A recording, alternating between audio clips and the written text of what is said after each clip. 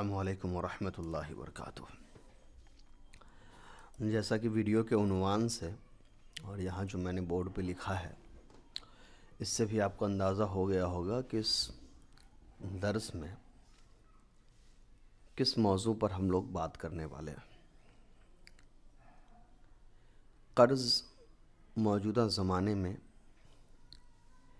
ایک ایسی چیز بن کے رہ گئی ہے کہ ہر 100 میں سے 90-95 لوگ کسی نہ کسی درجے میں قرض کے اندر مبتلا ہوتے ہیں۔ جو امیر ہیں، جن کی مالی جو حیثیت ہے وہ زیادہ ہے، وہ بھی کسی حد درجے میں قرض میں ہیں۔ جن کی مالی حیثیت کمزور ہے، وہ بھی کسی درجے میں قرض میں مبتلا ہیں۔ ہر انسان کسی نہ کسی طریقے سے قرض میں ڈوبا ہوا ہوتا ہے۔ قرض کی مختلف صورتیں ہیں، کسی نہ کسی ایک صورت میں وہ انسان ضرور قرض کے اندر ہوتا ہے۔ قرض لینے کی وجہیں سب کی الگ ہوتی ہیں، قرض لینے کا مقصد لوگوں کا الگ ہوتا ہے، قرض لینے کا طریقہ لوگوں کا الگ ہوتا ہے۔ تو میں یہاں ان چیزوں کی شرعی جو بحث ہے اس میں نہیں پڑھ رہا ہوں۔ کیا حرام ہے، کیا حلال ہے، وہ سب تقریباً ہم جانتے ہیں۔ اس ویڈیو کو میں 3-4 حصوں میں تقسیم کروں گا۔ پہلے حصے میں آپ کو میں یہ بتاؤں گا کہ اسلام میں قرض کے بارے میں حدیث میں یا قرآن میں کیا باتیں آئی ہیں، اس کی خرابیاں کیا ہیں۔ دوسرے حصے میں میں یہ بتاؤں گا کہ کتنے قسم کے قرض میں لوگ مبتلا ہوتے ہیں۔ تیسرے قسم میں بتاؤں گا کہ ان قرضوں سے چھٹکارا کیسے حاصل کیا جا سکتا ہے، اور یاد رکھیں اس کے لیے میں کوئی وظیفہ نہیں بتانے والا ہوں، بلکہ ایک لاجیکل کچھ کیلکولیشن، کچھ فارمولاز میں آپ کے سامنے رکھوں گا۔ اگر آپ اس کو اپنی زندگی میں اپنائیں گے تو بہت جلدی آپ کے جتنے بھی قرضے ہیں، جو EMIs آپ پہ چل رہے ہیں، یا کوئی لون چل رہا ہے، یا کسی انسان کا آپ نے کچھ رقم قرضہ لیا ہے، یا کسی سامان کے بدلے میں کچھ رقم آپ کے پاس جو ہے وہ قرضے کے طور پہ ہے، ان تمام چیزوں کو آپ کتنی آسانی سے چھٹکارا پا سکتے ہیں، کتنی آسانی سے آپ نکل سکتے ہیں، کس طرح نکل سکتے ہیں، یہ ساری چیزیں انشاءاللہ میں ویڈیو کے تیسرے حصے میں بتاؤں گا۔ اور چوتھے حصے میں بتاؤں گا کہ قرض کب لینا بہتر ہوتا ہے، اور اگر آپ قرض لے ہی رہے ہیں تو کس طرح لیں، اگر EMI پہ کوئی سامان آپ لے ہی رہے ہیں تو کس طرح لیں تاکہ وہ لوڈ نہ پڑے۔ تو یہ 4 پارٹ میں اس ویڈیو کو میں نے تقسیم کیا ہے۔ پھر سے ایک بار میں سمرائز کر دیتا ہوں، خلاصے کے طور پر بیان کر دیتا ہوں تاکہ آپ کو پتہ رہے کہ ہم اس درس کے اندر کیا باتیں سیکھنے والے ہیں۔ پہلا ہم سیکھیں گے کہ حدیث کے اندر قرض کے بارے میں کیا باتیں کہیں گئی ہیں۔ دوسری چیز ہم سیکھیں گے کہ کتنے قسم کے قرضوں میں لوگ ڈوبے ہوئے ہیں۔ تیسرے قسط میں ہم سیکھیں گے کہ ان قرضوں کو پورا کیسے کیا جائے، جلد سے جلد ختم کیسے کیا جائے۔ اور چوتھے قسط میں ہم سیکھیں گے کہ اگر کبھی ضرورت پڑ گئی قرض لینے کی یا کوئی سامان خریدنے کی، تو اس کو خریدنے کا اسمارٹ اور صحیح طریقہ کیا ہوگا کہ ہمارے اوپر ایک طرح کا بوجھ بن کر کے وہ موجود نہ رہے۔ سب سے پہلے آپ آئیے کہ قرض لینے کے انسان کی نفسیات پر کیا نقصان ہوتا ہے۔ حدیث کے اندر بھی اس کا تھوڑا سا ذکر ملتا ہے، اور وہ تھوڑا سا ذکر حقیقت میں کافی ہے یہ بتانے کے لیے کہ قرض کا کیا نقصان ہے۔ تو حدیث کی چیزیں میں پہلے بیان کر دیتا ہوں، پھر اس کی جو نفسیاتی نقصان ہے اس کو سمجھنا آپ کے لیے زیادہ آسان ہو جائے گا۔ دیکھیے، قرض کے بارے میں آتا ہے کہ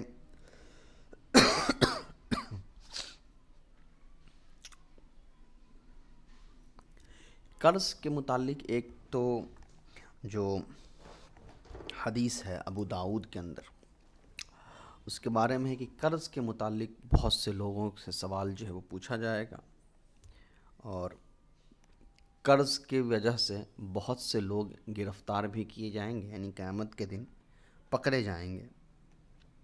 اس کے بعد نسائی کی ایک حدیث ہے جس کے اندر آپ صلی اللہ علیہ وسلم، ایک پوری حدیث ہے، میں صرف خلاصہ بتا دیتا ہوں، اس میں کہہ رہے ہیں کہ ایک انسان جو اللہ کے راستے میں مارا جائے، پھر زندہ ہو، پھر مارا جائے، پھر زندہ ہو، پھر مارا جائے، لیکن اگر وہ قرض دار ہے اور اس حالت میں مرا ہے کہ اس نے کچھ قرض اپنے اوپر کسی کا لے کر گیا ہے، تو وہ جنت میں داخل نہیں ہو پائے گا۔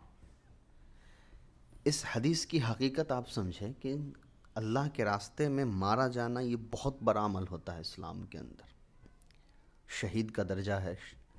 شہید کے بارے میں ذکر کیا جا رہا ہے کہ اس کو بار بار زندہ کیا جائے، وہ بار بار شہید ہو، اس کے بعد بھی اگر اس کے اوپر کوئی قرض ہے تو پھر وہ جنت میں داخل نہیں ہو سکتا۔ اس کے بعد امام مالک نے الموطا کے اندر جو ہے ایک بات فرمائی ہے کہ قرض سے بچنا چاہیے، اس لیے کہ یہ قرض جو ہوتا ہے یہ انسان کی اداسی کے ساتھ، انسان کے غمگینی ہونے کے ساتھ تو شروع ہوتا ہے، لیکن یہ ختم ہوتا ہے آپسی تضاد اور رشتوں کو توڑنے پر۔ اور یہ چیزیں بڑا آسان ہے، آپ کسی رشتہ دار سے قرض لے لیجئے، آپ کے اندر فکر پیدا ہو جائے گی، اور اگر آپ نے قرض صحیح وقت پر نہیں لوٹایا تو وہ دھیرے دھیرے آپ کے رشتے کے توڑنے کا سبب بن جاتا ہے۔ آپ نے پرومس کیا ہے، آپ نے وعدہ لیا، اب آپ قرض پورا نہیں کر پا رہے ہیں، قرض نہیں لوٹا پا رہے ہیں، تو آپ دھیرے دھیرے کیا کرتے ہیں، اس سے دور بھاگنے لگتے ہیں، اس کے سامنے آنے سے بچنے لگتے ہیں، اس کا سامنا کرنے سے بچنے لگتے ہیں۔ پھر سامنے والے انسان کو بھی یہ لگتا ہے کہ بھائی اس نے پیسہ لے لیا اور مجھے اوائڈ کر رہا ہے، مجھ سے دور بھاگ رہا ہے، پھر اس کے دل کے اندر بھی آپ کے لیے دوسرے خیالات آنے لگتے ہیں، اور دھیرے دھیرے یہ آپ کے رشتے کے توڑنے کا سبب بن جاتا ہے۔ اس کے بعد مصنف عبد الرزاق کے اندر جو ہے حضرت عبداللہ بن عمر رضی اللہ عنہ سے ایک بات بیان کی جاتی ہے کہ وہ فرماتے ہیں،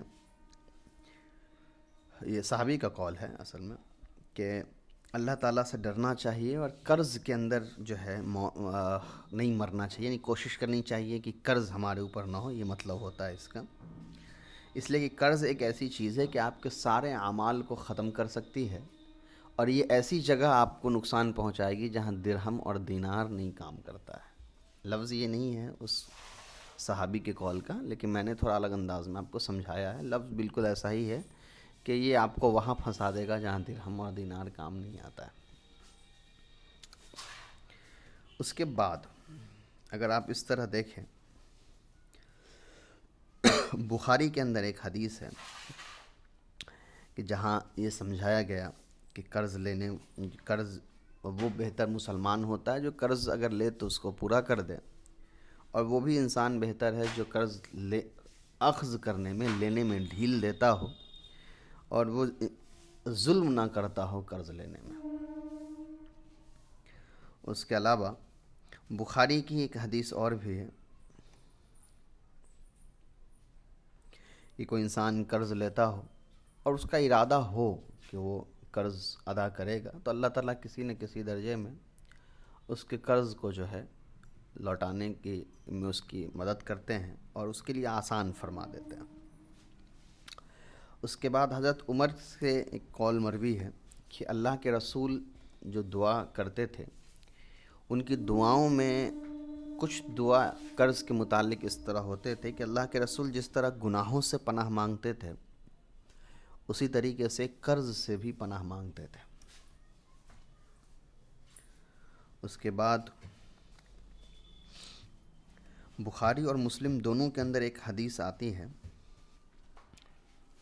کہ آپ علیہ الصلوۃ والسلام نے فرمایا کہ قرض ایک ایسی چیز ہے کہ انسان جب قرض میں مبتلا ہو جاتا ہے تو دو چیزیں اس کے ساتھ شامل ہو جاتی ہیں۔ ایک تو یہ کہ وہ انسان جھوٹا بننے لگتا ہے، اور دوسرا یہ کہ وہ انسان وعدہ خلافی کرنا شروع کر دیتا ہے۔ جھوٹا اس اعتبار سے کہ آج دے دیں گے، کل دے دیں گے، یا پرسوں دے دیں گے، یا اس دن دے دیں گے، یا اس دن دے دیں گے، اس طرح کر کے وہ جھوٹے وعدے کرنے شروع کرتا ہے، جھوٹ بولنا شروع کرتا ہے، اور جب وہ پرسوں کا وعدہ کر لیتا ہے یا کسی دن کا وعدہ کر لیتا ہے، اس دن وہ نہیں دے کر کے اس وعدے کو توڑ بھی دیتا ہے۔ تو یہ دو چیزیں جو قرض لینے والے ہوتے ہیں، مقروض، اس کے اندر یہ دو چیزیں ضرور پائی جاتی ہیں۔ اس کے بعد ترمذی کی ایک حدیث ہے کہ جو مسلم مقروض ہوتے ہیں ان کو ان کے قرض کی وجہ سے روک لیا جاتا ہے، ان کی روحوں کو روک لیا جاتا ہے۔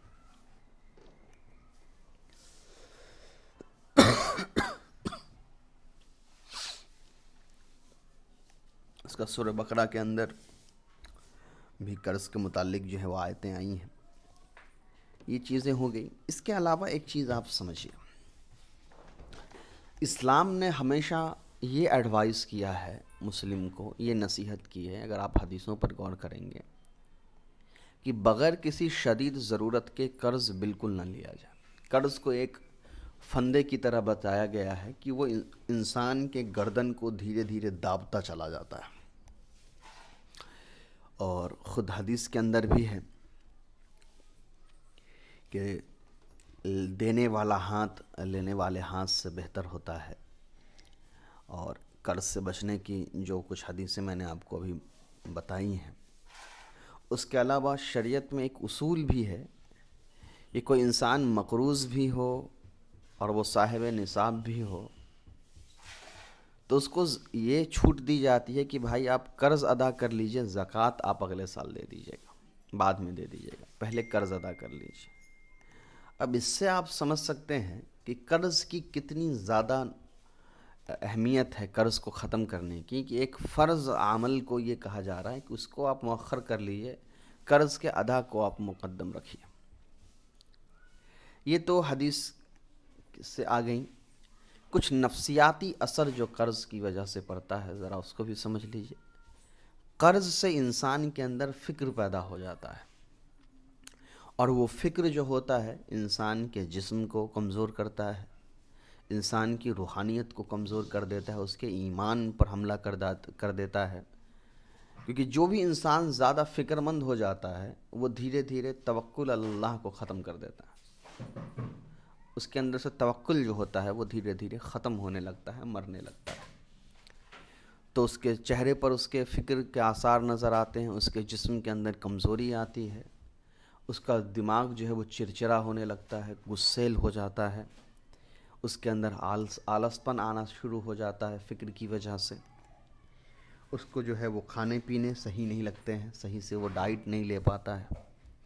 یہ اس فکر کے نفسیاتی اثر ہے۔ اس کے بعد دوسری چیز یہ ہے کہ جو انسان قرض لیتا ہے یا بار بار قرض لینے کا عادی ہو جاتا ہے، وہ انسان دھیرے دھیرے ذلیل ہونے لگتا ہے، اس کی اپنی جو سیلف رسپیکٹ ہوتی ہے، اس کی اپنی جو عزت ہوتی ہے، دھیرے دھیرے اس کو وہ کھو دیتا ہے، لوگوں کی نظروں میں بھی اور اپنی نگاہ میں بھی۔ تیسری چیز یہ ہے کہ جو انسان کو قرض لینے کی عادت ہو جاتی ہے، آپ اس کو دیکھیں گے کہ وہ کبھی بھی قرض سے رک نہیں پاتا ہے، بلکہ وہ ایک قرض لے گا، اس کے بعد وہ دوسرا قرض لے گا۔ بسا اوقات ایسا ہوتا ہے کہ ایک قرض چل ہی رہا ہوتا ہے، وہ دوسرا قرض لے لیتا ہے۔ کبھی ایسا ہوتا ہے کہ ایک قرض چکانے کے لیے کسی اور سے دوسرا قرض لے لیا، کبھی زید سے قرض لیا تو کبھی بکر سے لے لیا، کبھی عمر سے لے لیا۔ اس طرح وہ قرضوں میں ہی اپنی آدھی زندگی گزار دیتا ہے۔ یہ سارے نفسیاتی اثر ہیں قرض والے کے۔ تو یہ حدیث سے قرض کی جو قباحت تھی اس کو میں نے بیان کیا، قرض کے کیا نقصانات ہیں، کیا قباحت ہے۔ اب جو دوسری قسط ہے کہ ہمارا قرض لینے کی قسمیں کیا کیا ہیں، کس کس طرح سے لوگ قرضوں کے اندر مبتلا ہیں، اس کو تھوڑا سا سمجھ لیجیے۔ موجودہ زمانے میں ایک تو قرض ہوتا ہے جو ہم کسی انسان سے لے لیتے ہیں، دوسرا قرض ہمارا ہوتا ہے کہ جو ہم لون لے لیتے ہیں، بینک سے لے لیے ہو، یا اب تو بہت سی پرائیویٹ جو کمپنیاں ہوتی ہیں وہ بھی لون دیتی ہیں، تو بینک سے آپ لون لیتے ہیں، یا پھر آپ خود کسی انسان سے یا کسی کمپنی سے لون لیتے ہیں۔ تیسرا طریقہ ہے ای ایم آئی پہ کوئی سامان لے لینا۔ اس کی دو صورتیں ہو سکتی ہے، یا تو آپ کوئی سامان کریڈٹ کارڈ سے لے لیتے ہیں، یا پھر دوسرا یہ کہ آپ کے پاس کریڈٹ کارڈ نہیں بھی ہے تو مارکیٹ سے آپ دکان والے سے انسٹالمنٹ پر آپ سامان لے لیتے ہیں کہ میں 6 مہینے 3 مہینے 4 مہینے 10 مہینے 12 مہینے اپنی سہولت کے حساب سے اس مہینے میں قرض کو ادا کر دوں گا۔ تو عام طور پر اگر آپ دیکھیں گے تو قرض کی یہی 3-4 قسمیں ہوتی ہے۔ ایک یہ کہ انسان یا تو براہ راست خود انسان سے قرض لے لیتا ہے، یا اگر وہ انسان سے قرض نہیں لے پاتا ہے، وہ سیلریڈ ہوتا ہے یا اس کا اپنا کچھ انکم ہوتا ہے، تو انسان سے لینے کے بجائے وہ بینک سے زیادہ لینا آسان سمجھتا ہے۔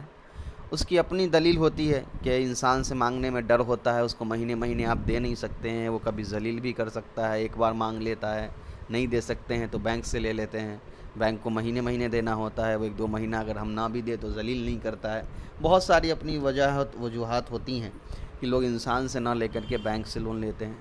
تیسرا ہوتا ہے کہ آپ ای ایم آئی پہ سامان لے لیتے ہیں کچھ، اب وہ ای ایم آئی پہ سامان یا تو آپ کوئی بھی سامان لے سکتے ہیں، لوگ گاڑی لیتے ہیں، گھر لیتے ہیں، کوئی سامان لیتے ہیں، فونز لیتے ہیں، لیپ ٹاپس لیتے ہیں، بہت سے لوگ کپڑے لیتے ہیں، تو سب کی اپنی اپنی ضرورتیں اپنے حساب سے وہ ای ایم آئی پہ سامان لیتا ہے۔ اب ای ایم آئی پہ سامان لینے کے 2 طریقے ہیں، یا تو آپ کے پاس کریڈٹ کارڈ ہے، یا پھر آپ کو دکان والے نے انسٹالمنٹ پر سامان دے دیا ہو اور آپ کو دکان والے کو مہینے مہینے جا کے پیسے دینے ہوتے ہیں۔ یہ 3-4 صورتیں ہوتی ہیں قرض کی۔ اب اس میں دیکھیے گا کہ قرض کی جو قباحت ہے وہ تو ہم جان ہی رہے ہیں۔ انسان سے جو آدمی قرض لیتا ہے وہ تھوڑا سا سیف ہوتا ہے، اس اعتبار سے کہ آدمی کسی انسان کے سامنے منہ صرف اس لیے نہیں کھولتا ہے کہ اس کو کچھ شوق پورے کرنے ہیں، کچھ ضرورت ہوتی ہے، کچھ میڈیکل ایمرجنسی آتی ہے، کچھ تعلیمی جو ایمرجنسی آتی ہے، بہت ساری الگ الگ ضرورتیں ہو سکتی ہیں۔ تو ایسا نہیں ہوتا ہے کہ ہر قرض لینے والا آدمی شوق کے لیے قرض لیتا ہے، اپنی خواہشات کے پیچھے بھاگنے کے لیے قرض لیتا ہے، کچھ ضرورت کی وجہ سے بھی لیتے ہیں۔ تو وہ انسان سے قرض لیتا ہے، یا بینک سے قرض لیتا ہے، یا ای ایم آئی پہ کوئی سامان لیتا ہے۔ اس میں سب سے خطرناک وہ انسان قرض میں جو ڈوبا ہوتا ہے، یہ وہ انسان ہوتا ہے جو ای ایم آئی پر کوئی سامان خریدتا ہے۔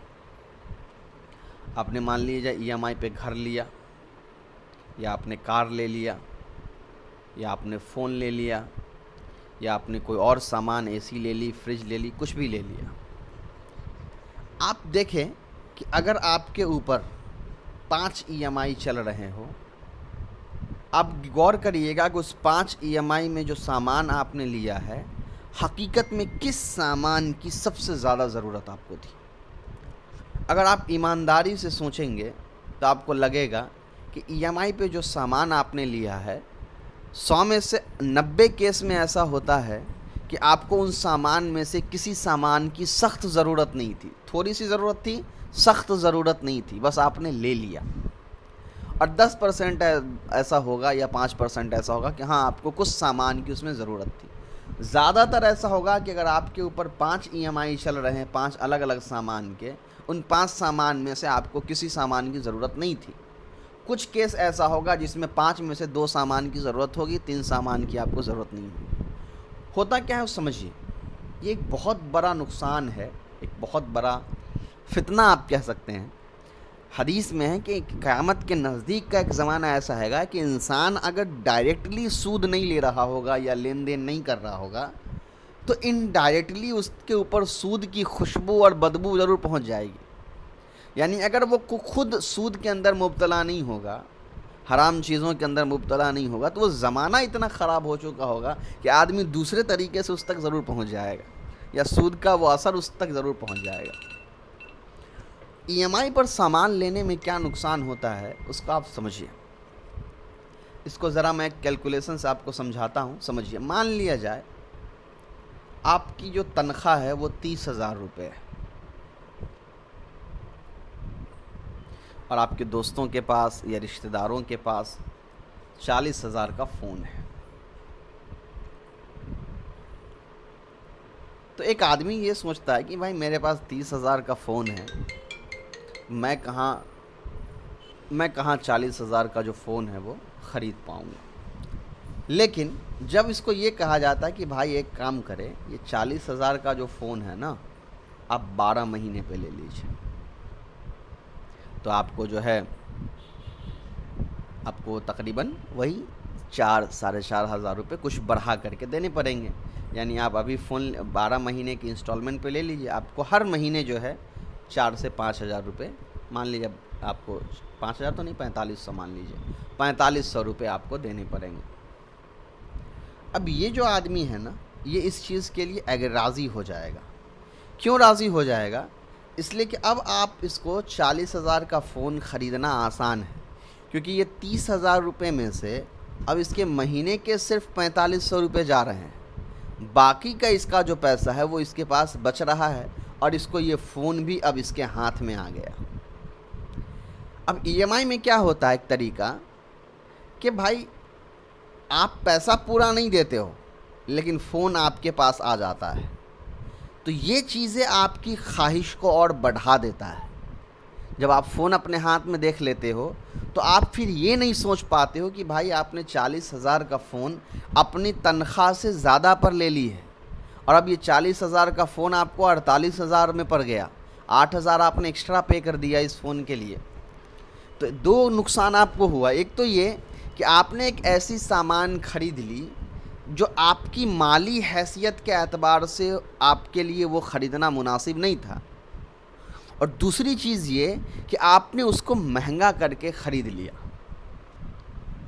یہ نقصان ہوتا ہے ای ایم آئی کا. تو ای ایم آئی کیا کرتا ہے کہ آپ کو ابھارتا ہے, انکریج کرتا ہے کوئی ایسی چیز خریدنے کے لیے جس چیز کو خریدنے کی کیپیسٹی آپ کے پاس اس وقت نہیں ہوتی ہے, اور اس طرح سے آپ قرض میں ڈوب جاتے ہو. یہ آپ کا ایک قرض ہو گیا کہ آپ نے ایک ایسی چیز خریدی جس کی سخت ضرورت آپ کو نہیں تھی, آپ نے صرف دکھاوے اور خواہش اور شوق کی وجہ سے وہ لے لیا, اور اس شوق نے آپ کو قرض میں مبتلا کر دیا. ایک چھوٹا سا مثال میں نے دیا ہے ای ایم آئی پر سامان خریدنے کی. اکثر ہم میں سے وہ لوگ جو چیز وہ نہیں خرید سکتے ہیں وہ چیزیں وہ ای ایم آئی پر خرید رہے ہوتے ہیں, اور دھیرے دھیرے ان کے لیے نقصان دہ ہو جاتا ہے اس ای ایم آئی کو پورا کرنا. آپ یقیناً ای ایم آئی کو بہت آسانی سے پورا کر رہے ہیں مان لیا جائے, لیکن اگر آپ کے اوپر 5 ای ایم آئی ہے, مہینے کی شروعات سے ہی آپ کو ان 5 ای ایم آئی کی فکر پیدا ہو جائے گی. اگر آپ واقعی میں قرض کو ادا کرنے کے لیے فکر مند ہوتے ہیں تو اپنے آپ وہ فکر پیدا ہو جائے گا. اور خاص طور پر جو گورنمنٹ جاب میں ہوتے ہیں, جن کی سیلری 2-3 مہینے لیٹ آتی ہے, ان کا آپ حال دیکھیں کیا نقصان ہوتا ہے. یہ 48,000 کا فون فائن بھرتے بھرتے 52,000 55,000 میں تبدیل ہو جاتا ہے. تو پہلا قرض تھا ہمارا انسان سے ہم لیتے ہیں, تو وہاں مسلمان کوئی قرض دیتا ہے تو یہ امید ہوتی ہے کہ وہ بڑھا کر کے نہیں مانگے گا, وہ سود نہیں جوڑے گا. بینک سے آپ لون لیتے ہیں تو بینک سے جب آپ لون لیتے ہیں تو وہ تو سب سے زیادہ خطرناک عمل ہے, لیکن بہت سے لوگ لے رہے ہیں.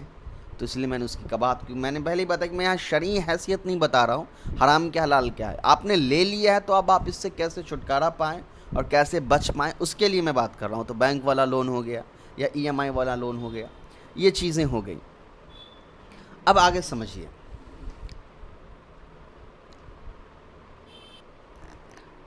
اتنی چیزیں ہو گئی ہیں. اب تو یہ میں نے آپ کو قرض کی قسمیں بتا دی. اب سمجھیے کہ ان چیزوں سے چھٹکارا کیسے حاصل کیا جا سکتا ہے. تو میں ان سے آپ کو چھٹکارا حاصل کرنے کا ایک طریقہ بتاتا ہوں. دیکھیے, یہ شارٹ ٹرم والا طریقہ نہیں ہے کہ میں آج بتاؤں گا اور کل آپ کا قرض ختم ہو جائے گا. میں آپ کو ڈیبٹ مینجمنٹ کا, قرض کو منظم طور پر کس طرح ادا کیا جائے کہ آپ کا قرض جلدی ختم ہو جائے اور آپ ان چیزوں سے بچ جائیں, اس کے لیے میں بتا رہا ہوں.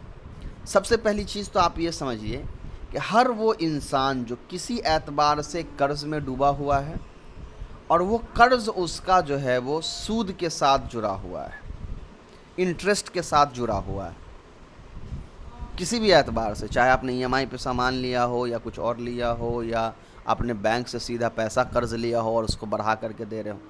جو انسان بھی کسی اعتبار سے سودی قرض کے اندر مبتلا ہوتا ہے, اس انسان کے مال کے اندر بے برکتی پیدا ہو جاتی ہے. اس کے معاشیات کے اندر جو ہے, پورے اس کے معاشیات نظام پر اس بے برکتی کا اثر پڑتا ہے. وہ پیسہ اگر خوب کما بھی رہا ہوتا ہے لیکن اس کے رزق کے اندر برکت نہیں ہوتا ہے، وہ ختم ہو جاتا ہے۔ میں آپ کو سمجھاتا ہوں مثال سے، آپ دیکھیے۔ زید نام کا ایک آدمی ہے،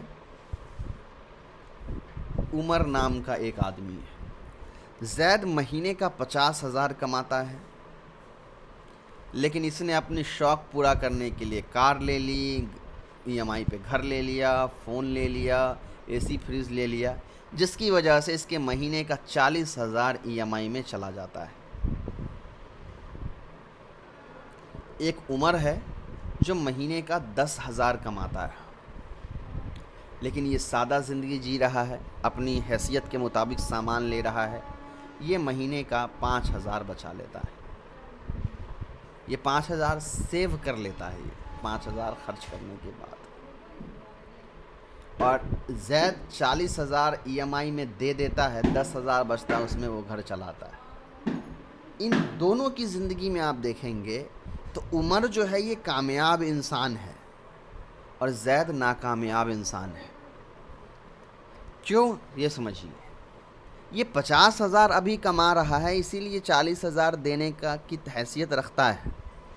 اب آپ سوچئے کہ جس دن اس کی رقم 40,000 کی ہو جائے گی، اس کا انکم 40,000 ہو جائے گا، اس دن اس کا سیونگ زیرو ہو جائے گا، یہ سیدھا زیرو پہ آ کے غریب ہو جائے گا، کیونکہ اس کے پاس نہ تو کوئی سیونگ ہے اور نہ ہی کوئی دوسرا سورس ہے۔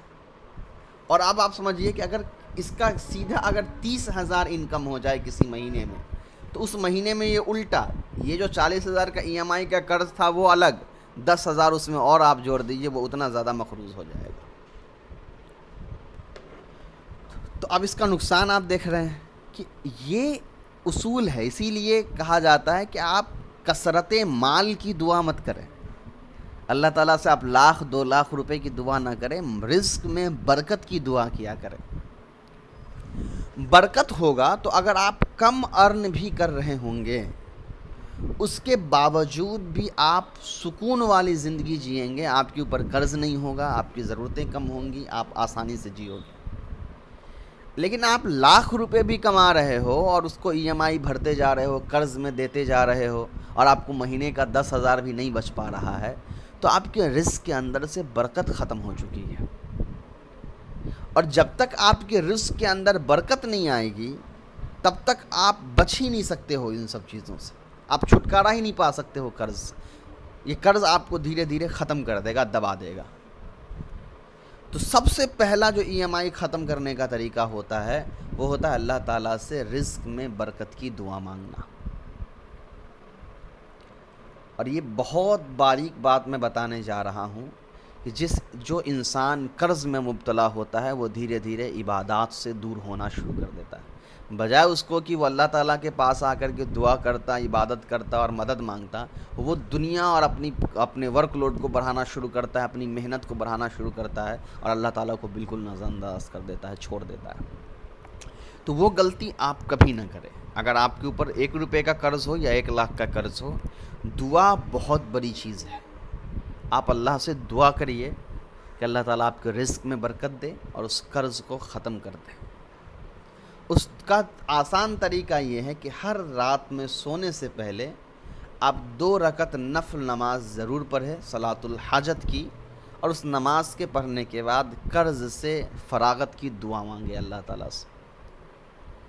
یہ بہت آسان تھی، یہ پہلا طریقہ ہے، کیونکہ میں آپ کو دوسرے اصول پہلے بتا سکتا تھا، لیکن ایک مومن ہونے کے ناطے آپ کو اللہ تعالیٰ پر بھروسہ پہلے ہونا چاہیے، عبادات پہلے ہونی چاہیے، پھر آپ کے اپنے اعمال ہونے چاہیے اس کو ختم کرنے کے لیے۔ تو میں نے عبادت والا چیز آپ کو بتا دیا۔ اب آئیے دوسری چیز پر۔ سیکنڈ جو چیز ہے آپ کے قرض کو لے کر کے، وہ کہ پہلا، آپ شاپنگ بند کریے، ان چیزوں کو خریدنا آپ بالکل بند کر دیجئے جن چیزوں کی ابھی سخت ضرورت نہیں ہے، جس کے بنا آپ جی نہیں سکتے ہیں، یا جس کے بنا آپ جی سکتے ہیں، ان چیزوں کو آپ خریدنا بند کر دیجئے۔ مثال کے طور پر،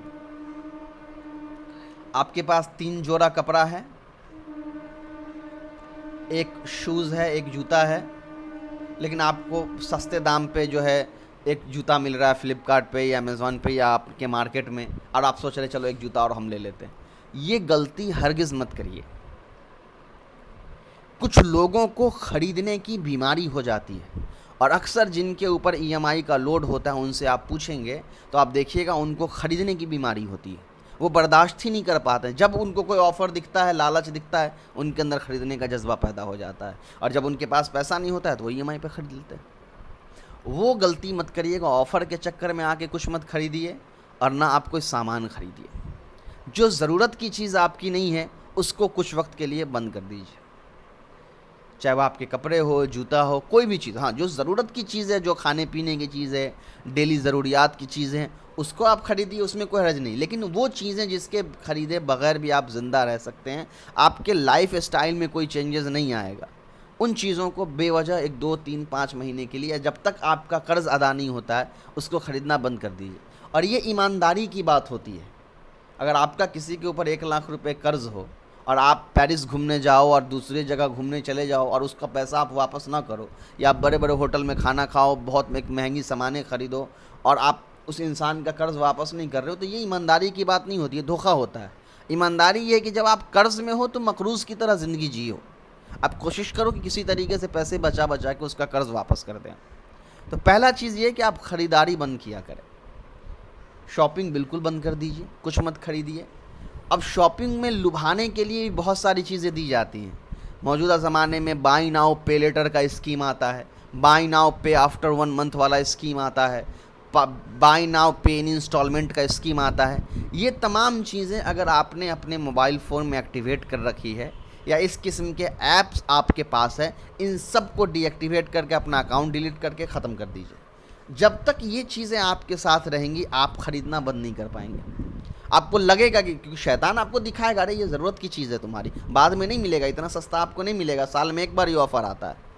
وہ غلطی میں آپ مت پھنسیے گا، ورنہ بہت نقصان میں چلے جائیے گا۔ تو جتنے بھی جن ذرائعوں سے آپ نے قرض پر سامان خریدا ہے، چاہے وہ کریڈٹ کارڈ ہے، بائی ناؤ پے لیٹر والا اسکیم ہے، یا کچھ اور ہے، ان تمام چیزوں کو ختم کر دیجیے۔ چلیے، تو رول نمبر 1 کیا ہے؟ اسٹیپ نمبر 1، خریدنا بند کر دیجئے، اور جو چیزیں آپ کو خریدنے کے لیے ابھارتی ہے، اکساتی ہے، مزین جو چیزیں ہیں اس کو آپ ختم کر دیجئے۔ اس میں آپ کا کریڈٹ کارڈ بھی آ سکتا ہے، اس میں آپ کا بائی ناؤ پے لیٹر والا اسکیم آ سکتا ہے، اس کے اندر آپ کا ای ایم آئی کارڈز ہو سکتے ہیں، انسٹالمنٹ کا آپ کا کریڈٹ لائن ہو سکتا ہے، کچھ بھی ہو سکتا ہے۔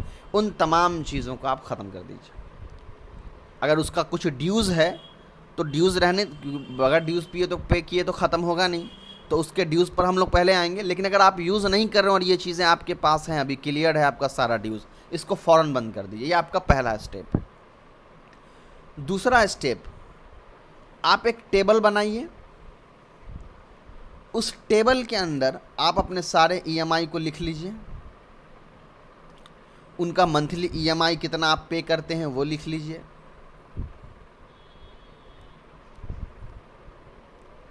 اور اس منتھلی ای ایم آئی پر آپ کا انٹرسٹ ریٹ کتنا ہے وہ لکھ لیجئے۔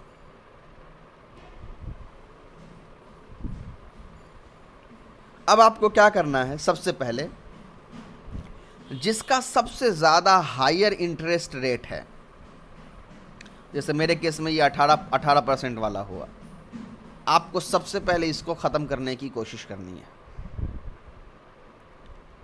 تو اس کا جو بھی ای ایم آئی، جیسے 5000 ای ایم آئی ہے مان لیا جائے، اس کو آپ کو سب سے پہلے ختم کرنا ہے۔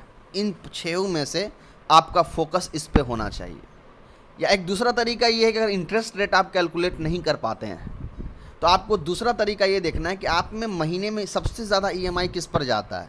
تو میرے کیس میں یہ 5 نمبر والا جو 7500 روپے ہیں، 7500 روپیز، اس کے اوپر آئیے۔ یہ سب سے زیادہ آپ کا منتھلی جا رہا ہے، سب سے پہلے آپ اس کو ختم کرنے کی کوشش کریے۔ اس کو آپ کیسے ختم کر سکتے ہیں؟ آپ کسی سے قرض لے لیجئے، کسی انسان سے، جان پہچان سے، یا کسی سے کوئی انکم ہو رہا ہو، یا کچھ پیسہ آپ کے پاس ہے جس کو ختم کیا۔ جیسے مان لیجیے 7500 روپے آپ مہینہ دیتے ہیں اور آپ کا 4 مہینہ بچا ہوا ہے، تو 75 کو آپ 4 میں کیلکولیٹ کر لیجئے، اور جو ای ایم آئی ہوتا ہے اس کا ایک ساتھ ختم کر دیجئے۔ اب کیا ہوگا فائدہ وہ دیکھیے، یہ جب ختم ہوگا تو مہینے کا اب آپ کا 7500 روپے بچے گا ای ایم آئی میں جو جا رہا تھا، उस 7500 का इस्तेमाल अब आप करिए जो दूसरा सबसे बड़ा EMI है, यानी कि मेरे केस में 6500 वाला, इसको ख़त्म करना शुरू कर दीजिए। इसका इस्तेमाल कर, क्योंकि ये आपको एक्स्ट्रा बोनस हो गया। 2 से 3 महीने के अंदर आपको इतना पैसा जमा हो जाएगा कि आप 6500 वाले को ख़त्म कर सकते हैं। ये जब ख़त्म हो जाएगा उसके बाद आपको फिर तीसरा जो सबसे बड़ा है उसको ख़त्म करना है। इस तरीके से सीक्वेंस ऑर्डर में जा कर के आपको सारा EMI ख़त्म कर देना है। सबसे लास्ट में आपको वो EMI ख़त्म करना है जिसका EMI महीने का बहुत कम होता है। ये चीज़ हो गई। उसके बाद ये तो आपका हो गया EMI पर जो सामान आपने लिया उसका। अगर बैंक से लोन लिया हुआ है तो उसको ख़त्म करने का क्या तरीका होगा? उसको ख़त्म करने का तरीका बहुत ज़्यादा कॉम्प्लिकेटेड होता है। उसकी वजह ये होती है, 2 वजह होती है। एक तो ये कि अमाउंट बहुत बड़ा होता है, प्लस फोर्स क्लोज चार्ज और बहुत सारी अलग अलग चार्जेस उसमें जुड़े हुए होते हैं। तो उसको आप जल्दी बंद करें या बाद में बंद करें, ज़्यादा पैसा आप बचा नहीं पाएंगे, वो पैसा आपको देना ही पड़ जाता है। कैसे, मैं समझाता हूँ। अगर आपने 6 महीने के महीने पर लोन लिया है तो आपको 3 महीना बैंक को देना ही पड़ेगा, 3 महीने के बाद ही आप बंद कर सकते हैं। अगर आपने 12 महीने के कर्ज़ पर लिया है, 12 महीने के इंस्टॉलमेंट पर, तो आपको 6 महीना पे करना ही होगा। अगर आपने 36 महीने का लिया है तो आपको जो है वो 12 महीना पे करना होगा। अगर आपने जो है 24 महीने का लिया है तो आपको 18 महीने पे करने होंगे। तो कोई फ़ायदा ही नहीं होता है, क्योंकि बैंक क्या करता है कि इस 3 महीने जो आपको ज़रूरी पे करना होता है वाजिबाना तौर पर, उसके अंदर वो अपना सारा इंटरेस्ट निकाल चुका होता है। तो आप 3 महीने बाद 3 महीना जो बचेगा इसका, इसमें जो आप पे करोगे अपना जो पैसा है वो पे करोगे। तो ये बहुत मुश्किल हो जाता है। अब किसी ने अगर 60 मंथ का लिया है तो उसको कम से कम कहा जाता है कि 12 से 18 मंथ EMI आपको पे करना होगा, उसके बाद ही आप बंद कर सकते हैं। पहला तो ये रीज़न आ जाता है। उसके बाद क्या होता है कि आप जब बंद करने जाओगे तो आपको कहा जाएगा कि आपको फोर्स क्लोज चार्ज देना होगा, GST देना होगा। फोर्स क्लोज चार्ज हर बैंक के अलग अलग होते हैं। फिर आउटस्टैंडिंग अमाउंट कितना है उसको देख करके चार्ज आपको और बढ़ जाता है। इन केस मान लिया जाए कि अगर आपने 6 लाख रुपए लोन लिया है, अगर इसका फोर्स क्लोज चार्ज आप जोड़ेंगे तो मेरे हिसाब से अनुमानन इसका लगभग 30,000 रुपये फोर्स क्लोज चार्ज होता है। ये आदमी देख करके बंद नहीं करना चाहता कि 30,000 चला जाएगा। भाई 30,000 आपका एक साथ जा रहा है, लेकिन अगर आप EMI भरते जाओगे तो 6 लाख का आपको 8 लाख रुपये पे करने पड़ जाएंगे। वो नहीं समझ पाते हैं। तो इसको ख़त्म करने के लिए जो सबसे आसान तरीका होगा वो ये होगा कि पहला तो आपको ये इग्नोर करके चलना होगा कि आपका 30,000 या फोर्स क्लोज में कितना अमाउंट जा रहा है।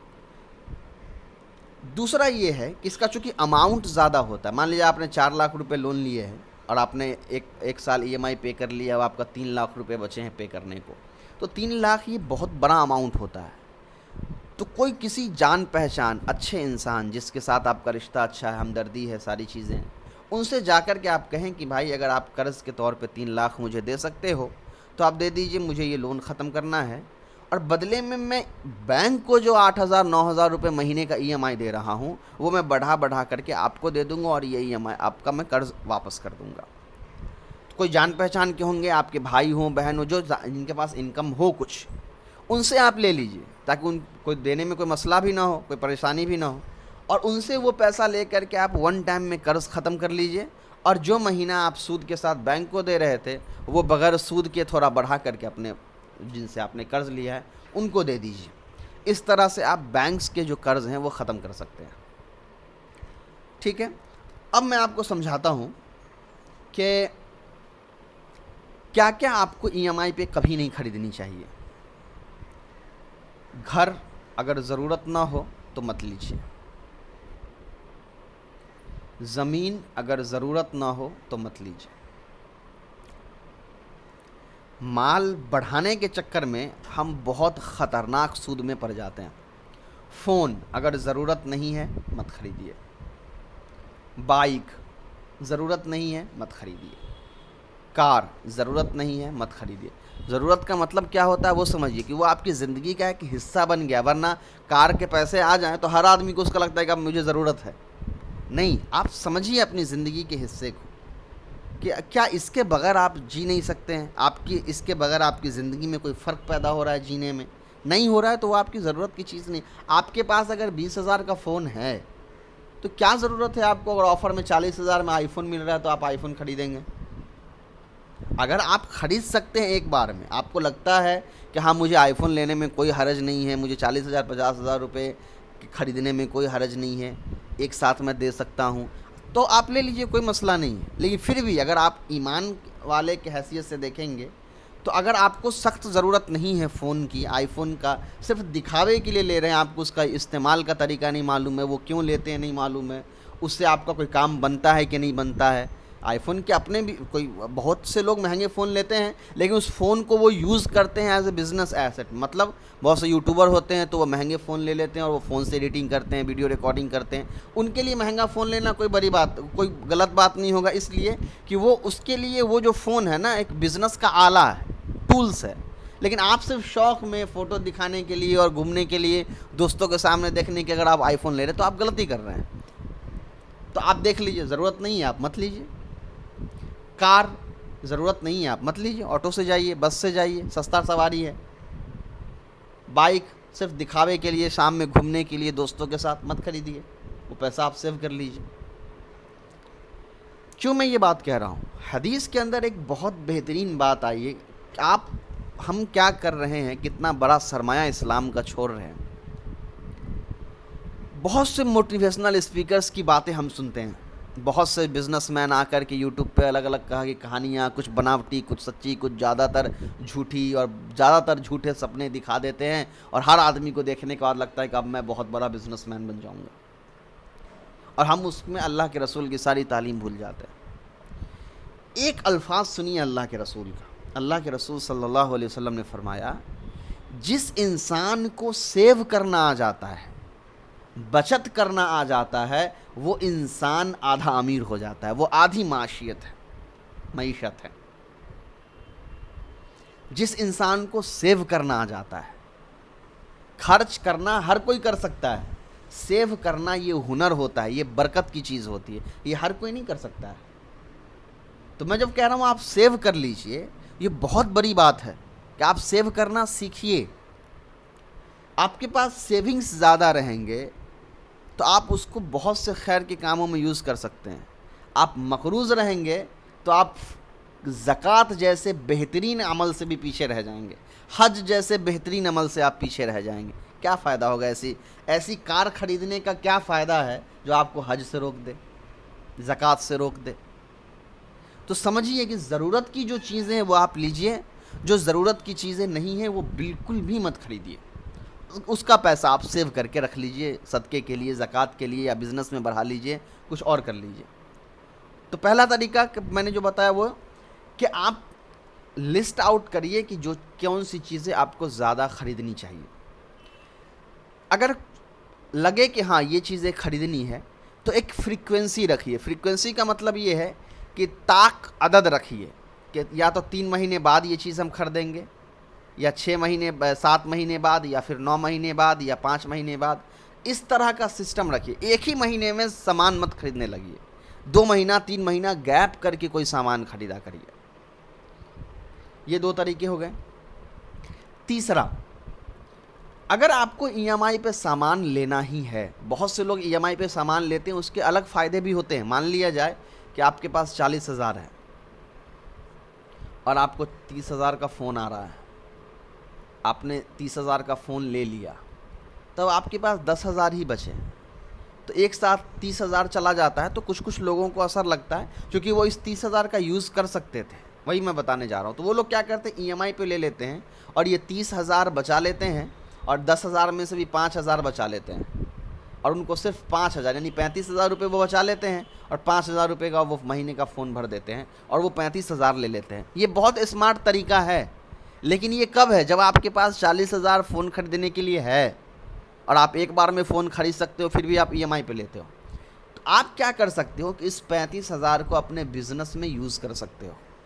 آپ کا جو بھی کاروبار ہے اس کے اندر یہ 35,000، آپ کچھ سامان بیچتے ہو تو 35,000 کا ایکسٹرا آپ سامان خرید کے لے آؤ، 35,000 کا کچھ اور کام کر لو۔ تو اس طرح سے آپ اس کو استعمال کر سکتے ہیں، یعنی 35,000 کا آپ استعمال کر رہے ہیں اپنے آپ کو بڑھانے میں، امپروو کرنے میں۔ تو وہ 35,000 جو آپ نے بچایا ای ایم آئی 5,000 پے کر کے، وہ بہت اچھا طریقہ ہے۔ اگر آپ ایسے ای ایم آئی پہ سامان لے رہے ہو تو آپ صحیح کام کر رہے ہو۔ پھر اس میں کوئی حرج نہیں ہے. لیکن آپ ای ایم آئی پہ سامان تب خرید رہے ہو جب آپ کے پاس ون ٹائم میں وہ چیز خریدنے کی کیپیسٹی نہیں ہے. یہاں پر آپ بہت بڑی غلطی کر رہے ہو. بہت سے لوگ ایسے ہوتے ہیں جن کی مہینے کی انکم ہوتی ہے 50,000 اور وہ ای ایم آئی بھر رہے ہوتے ہیں 60-70,000 75,000. کیسے مینیج کرتے ہیں ذرا آپ سمجھیے. وہ ایک قرض لے کر کے دوسرا قرض ادا کر رہے ہوتے ہیں. ادھر کریڈٹ کارڈ سے پیسہ نکال کے اس کو بھر دیا, ادھر جو سیونگ بچا تھا اس کو بھر دیا, کچھ انویسٹمنٹ تھا اس کو توڑ کر کے بھر دیا, کچھ مہر کے پیسے تھے اس کو توڑ کر کے بھر دیا.